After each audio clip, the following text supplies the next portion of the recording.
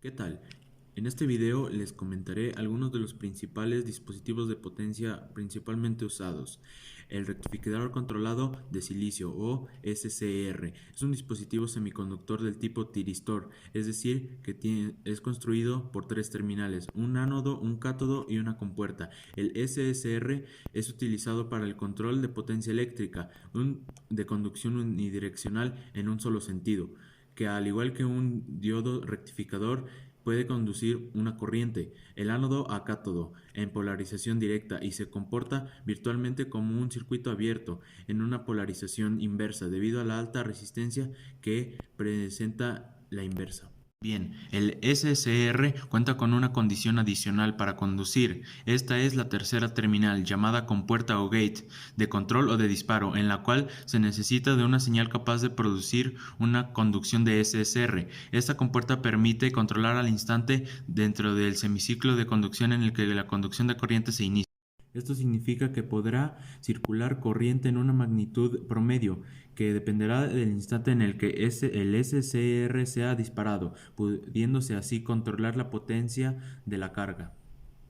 Bien, el siguiente dispositivo de potencia es el DIAC. Como su nombre lo dice, control de potencia en corriente alterna. El DIAC es un diodo de disparo bidireccional, especialmente diseñado para disparar triacs y tiristores. Es un dispositivo disparado por tensión.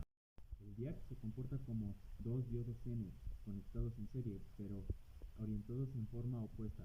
La conducción se da cuando se ha superado el valor de tensión del Zener, que está conectado en sentido opuesto. El DIAC normalmente no conduce, sino que éste tiene una pequeña corriente de fuga. La conducción aparece cuando la tensión de disparo se alcanza. Cuando la tensión de disparo se alcanza, la tensión en el DIAC se reduce y entra en conducción dejando pasar la corriente, necesaria para disparar ya sea el SCR o el TRIAC.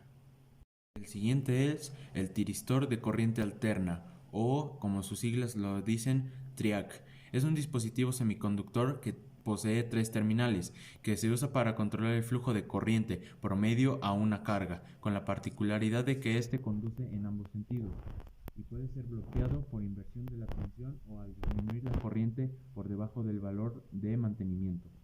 El triac puede ser disparado independientemente de la polarización de la puerta, es decir, mediante una corriente de puerta positiva o negativa. Esto viene siendo un ángulo de disparo.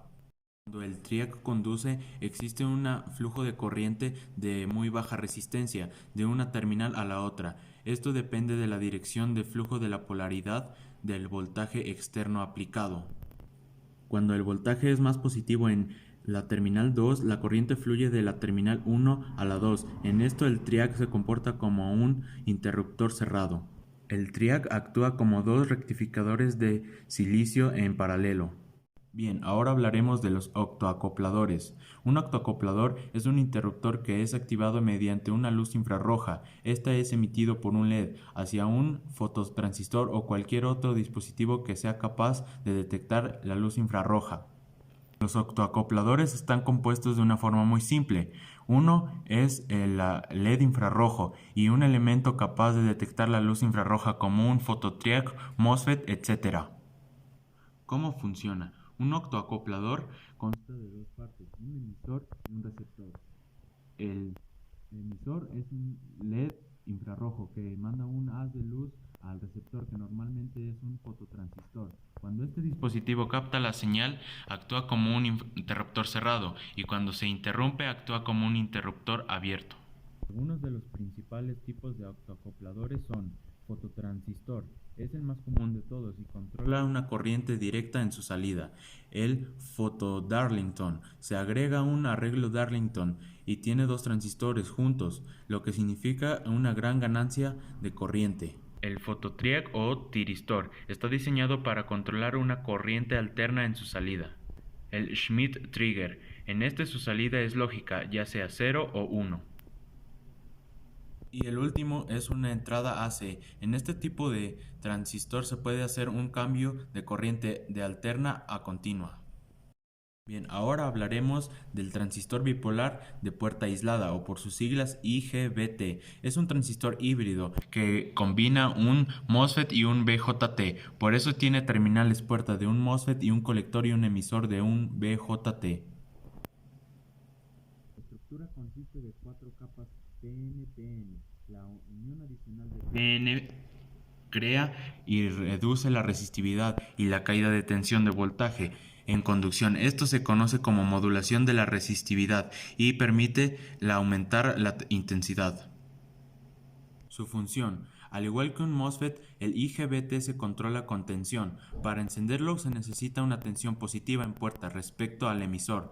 Los portadores de N son atraídos hacia la región P de la puerta. Así polariza en directa la base del transistor NPN, permitiendo la circulación de corriente colector-emisor. Para apagarlo, basta con quitar la tensión de la puerta. Se pueden manejar IGBTs en paralelo para manejar corrientes muy grandes y altas tensiones, con señales de entrada pequeñas, como de 15 volts. Para ello, se usan aplicaciones de grandes potencias y energías. Algunas de las características de los IGBTs a continuación las mencionaré. Es importante que a la hora de conectar los IGBTs en serie se activen y desactiven al mismo tiempo y que posean las mismas características, como las de ganancia, transconductancia, voltaje de umbral, voltaje de estado activo y tiempo de encendido y de apagado. Para conectar los IGBTs en paralelo debe tener idénticos parámetros de ganancia, transconductancia, voltaje de saturación, tiempo de encendido y tiempo de apagado.